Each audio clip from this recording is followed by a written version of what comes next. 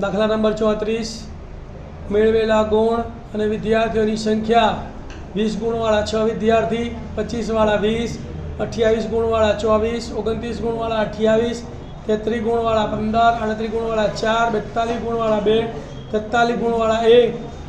Number 1, 40થી વધારે ગુણ મેળવનાર વિદ્યાર્થીઓની સંભાવના શોધો.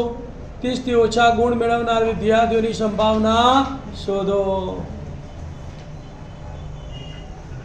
ધ્યાન આપજો ભાઈ. અહીં પ્રયોગના શક્ય કુલ પરિણામોની સંખ્યા કેટલી આવશે તો કે 6 + 20 + 24 + 28 + 15 + 4 + 2 + 1 તો બરાબર કેટલા? 2 ને 1 3 ને 4 7 ને 5 12 ને 8 20 ને 4 24 ને 4 20 ને 0 બધી પડી 3 3 ને 2 5 ને 2 7 ને 2 9 ને 1 10 તો બરાબર 100 વિદ્યાર્થી. પહેલો દાખલો 40 થી વધારે ગુણ મેળવનાર વિદ્યાર્થીઓની સંભાવના. 40 થી વધારે ગુણ મેળવનાર કેટલા છે? તો કે 42 વાળા 2 છે અને 43 વાળા 1 છે, એટલે કે 2 ને 1 કેટલા વિદ્યાર્થીઓ આવશે? 3. એટલે જવાબ શું આવશે? 3/100. ધારી લઈશું. ધારો કે ઘટના એ બરાબર 40 થી વધારે ગુણ મેળવનાર વિદ્યાર્થીઓ, તો માટે ઘટના એ ઉદ્ભવવાના પરિણામોની સંખ્યા તો કે 42 વાળા 2 વિદ્યાર્થીઓ વત્તા 43 વાળા 1, 2 ને 1 3 વિદ્યાર્થીઓ. સૂત્ર લખી કાઢીએ. હવે P of A બરાબર ઘટના એ ઉદ્ભવવાના પરિણામોની સંખ્યા છેદમાં પ્રયોગના શક્ય કુલ પરિણામોની સંખ્યા 3/100.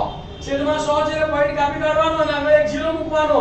તો માટે P of A બરાબર 0.03. બીજો દાખલો 30 થી ઓછા ગુણ મેળવનાર વિદ્યાર્થીઓની સંખ્યા. 30 થી ઓછા એટલે 20 વાળા 6 લેવાના, 25 વાળા 20 લેવાના, 28 વાળા 24 લેવાના, 29 વાળા 28, 33 થી ઉપરના વિદ્યાર્થીઓ આવશે નહીં. તો વિદ્યાર્થીઓનો સરવાળો કેટલો આવશે?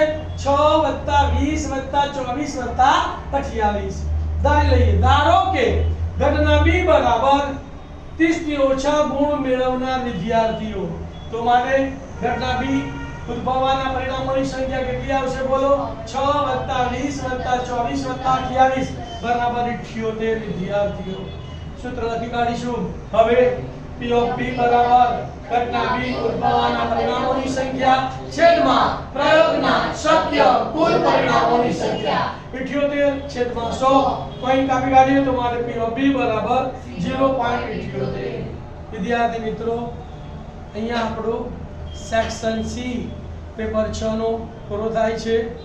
આશા રાખું છું કે તમે હવે સેક્શન C માં ખૂબ જ હોશિયાર બની ગયા છો.